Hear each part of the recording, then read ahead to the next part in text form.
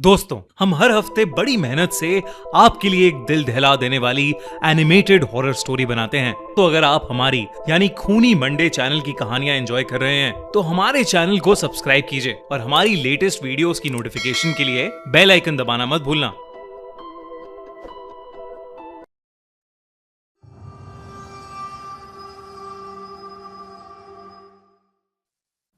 Labubu horror story. मिलेन अपने dog bio के साथ चाइना के शंघाई शहर में रहती थी। वैसे तो वो चाइना के एक छोटे से गांव से थी, पर अपने फादर की डेथ होने के बाद वो अपनी माँ और बहन के लिए पैसे कमाने शंघाई शिफ्ट हुई थी। मिलेन की पर्सनालिटी बहुत ही स्वीट सी थी और वो एक टॉय शॉप में काम करती थी। उसे टॉयज बहुत पसंद थे, लेकिन उन टॉयज में से उसे सबसे ज्यादा पसंद थी डॉल्स। क्योंकि वो एक टॉय शॉप में काम करती थी तो वो डिस्काउंटेड रेट्स पर अपनी मनपसंद डॉल्स ले लेती थी। उसके घर में अलग अलग देशों से आई हुई यूनिक डॉल्स थी। एक दिन उसकी शॉप में एक लिमिटेड एडिशन लबूबू डॉल का कलेक्शन आया, जहां सारी डॉल्स आते ही बिक गईं। एक डॉल मेलिन ने पहले से ही अपने लिए अलग रख ली थी। उस लबूबू डॉल का कलर गोल्डन था, एक ऐसा शेड जो बाकी लबूबू डॉल से अलग था। वो डॉल बहुत ही सुंदर थी और उस लबूबू जितनी क्यूट स्माइल मेलिन ने पहले कभी नहीं देखी थी।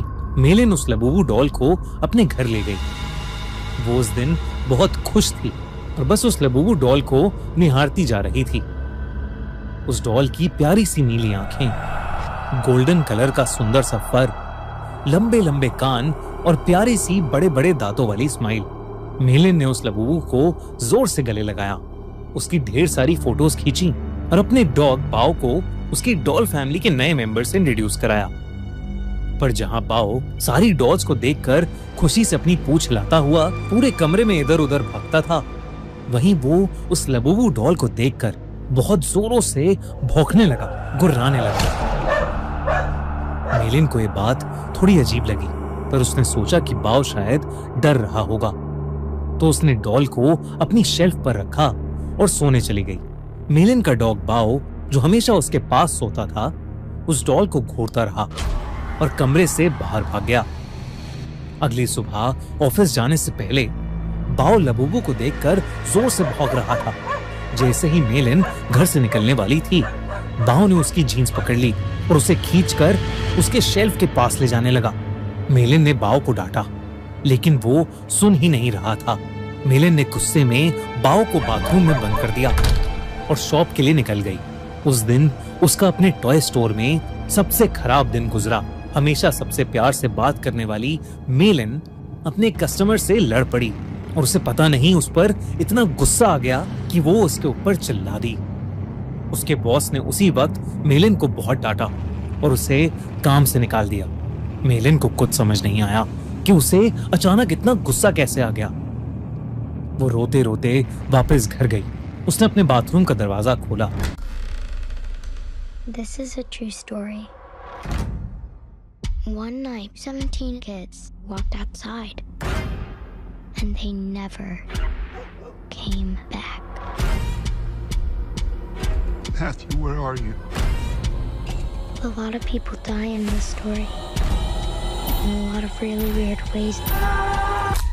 This is where the story really starts. और तभी बाओ जोर से भौंकने लगा, लेकिन रोती हुई मेलिन का चेहरा देखकर वो शांत हो गया और उसकी भी आंखों में आंसू आ गए। मेलिन उस रात जल्दी सो गई थी। सोते हुए उसे किसी की हंसी सुनाई दी, एक अजीब सी हंसी जो उसने कभी नहीं सुनी थी। तभी उसने देखा कि उसके कमरे के कोने में कोई खड़ा हुआ उसे घूर रहा है। अंधेरे की वजह से वो उसे ठीक से देख नहीं पा रही थी। उसने बिस्तर से उठकर देखा तो वहां कोई नहीं था, बस वहां वो लबूबू डॉल पड़ी थी, जिसे मेलिन ने वापस शेल्फ पर रख दिया और फिर से सोने चली गई। उस रात मेलिन को एक सपना आया जिसमें वो अपने कमरे में थी और वहां एक बहुत ही अजीब सा दिखने वाला जानवर जैसा कुछ था, जिसके बड़े बड़े नुकीले दांत थे, भयानक लंबे और दांतों से भी ज्यादा नुकीले नाखून थे और उसका पूरा शरीर लाल रंग का था।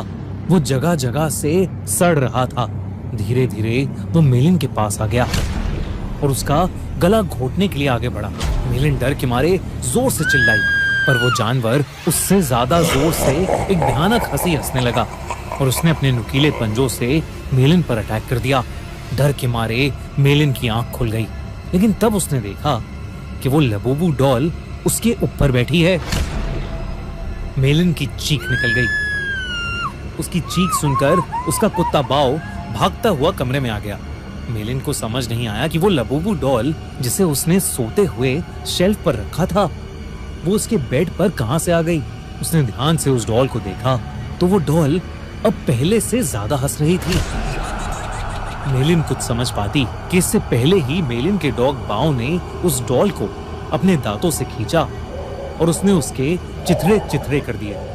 मेलिन पसीने से भीगी हुई थी और उसका सर दर्द से फट रहा था, इसलिए उसने बाओ को कुछ नहीं कहा। मेलिन ने उस लबूबू डॉल को डस्टबिन में डाला और बाओ को अपने पास बुलाकर फिर से सोने चली गई।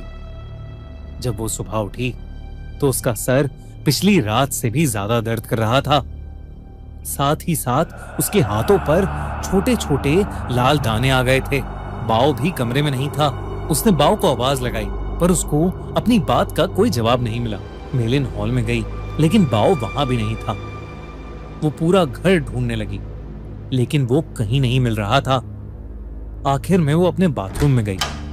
बाओ बाथरूम में भी नहीं था, लेकिन जब उसने अपना चेहरा शीशे में देखा तो उसका पूरा चेहरा उन छोटे छोटे लाल दानों से भर गया था। ऐसा लग रहा था कि जैसे किसी ने उसे काटा हो। तभी बाथरूम मिरर में उसे दिखा कि उसके कंधे के पीछे कुछ भयानक सा था, जो बिल्कुल उस जानवर के जैसा लग रहा था जो उसके सपने में आया था, और वो जोर जोर से हंस रहा था। पर जैसे ही मेलिन मुड़ी, वहां कोई जानवर नहीं बल्कि बाथरूम के शेल्फ के ऊपर लबूबू डॉल रखी थी। मेलिन को ये अपनी आंखों का धोखा लगा। उस लबूबू डॉल को तो उसके कुत्ते बाओ ने तहस नहस कर दिया था, तो अब वो डॉल वहां कैसे आ सकती थी। बल्कि अब उस डॉल के चेहरे की स्माइल एक प्यारी सी स्माइल से बदलकर एक बहुत भयानक हंसी में बदल चुकी थी। मेलिन अब घबरा गई थी और वो बाओ को आवाज देती हुई घर के बाहर चली गई, लेकिन वो आसपास कहीं नहीं मिल रहा था। जब वो वापस घर में घुसी तो उसके होश उड़ गए। वो लबूबू डॉल अब किचन के सिंक के पास पहुंच गई थी। उस डॉल के हाथ और दांत लाल पड़े थे। जब मेलिन ने सिंक के नीचे देखा तो उसके रोंगटे खड़े हो गए। वहां उसके डॉग बाओ की बॉडी पड़ी थी और उसमें से खून बह रहा था। ऐसा लग रहा था कि जैसे उसको किसी ने बुरी तरह नोच खाया है।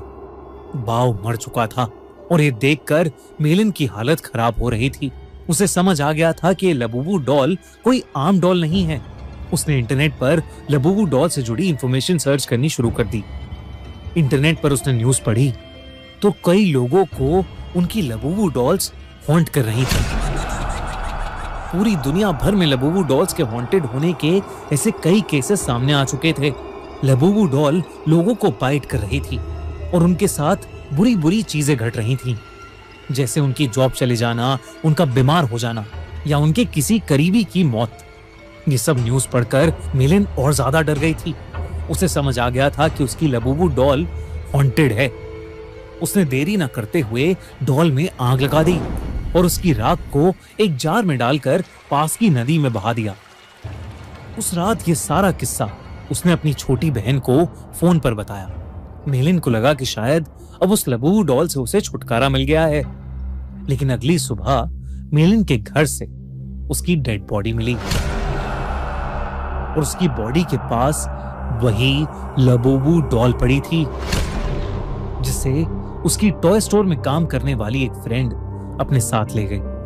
आजकल कुछ लोग इंटरनेट पर यह भी कह रहे हैं कि लबूबू डॉल एक बहुत ही खतरनाक और एक इविल डीमन पज़ुज़ू का दूसरा रूप है। कई कंट्रीज में इन्हीं इंसिडेंट्स के चलते लबूबू को बैन कर दिया गया है, तो कई जगह लबूबू पर प्रीस्ट ने एग्जॉर्सिज्म भी किए हैं। दोस्तों, आपको क्या लगता है, क्या लबूबू डॉल सच में कर्स्ड है? क्या उसमें सच में एक डीमन है या ये सब बस एक अफवाह है?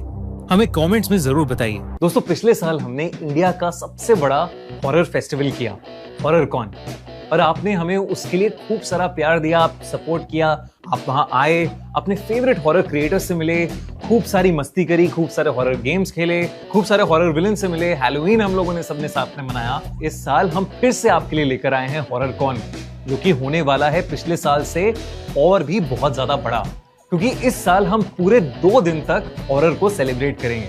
आपके फेवरेट हॉरर स्टोरी टेलर्स आएंगे, हम एक हॉरर की पार्टी करेंगे जहां हम नाचेंगे, गाएंगे, मस्ती करेंगे और खूब सारे मजे करेंगे। तो आओ हॉरर कॉन में 25 अक्टूबर और 26 अक्टूबर को हो रहा है NSIC ओखला, दिल्ली में। और दोस्तों, हॉरर कॉन के अपडेट्स के लिए हॉरर कॉन इंडिया का इंस्टाग्राम हैंडल अभी फॉलो कर लो, link in the pin comment. और अगर आपको हमारी कहानी पसंद आई तो सब्सक्राइब करिए खूनी मंडे को।